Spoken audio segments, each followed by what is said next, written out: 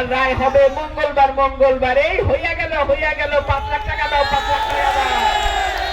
No no no no no no no, যা বলি যতটুক বলি বুঝাই বলি যে করতে পারবো, আর যেই কাজ করতে পারবো না সেই কাজের কথা বলিও না, সেই কাজের কথা তুলিও না।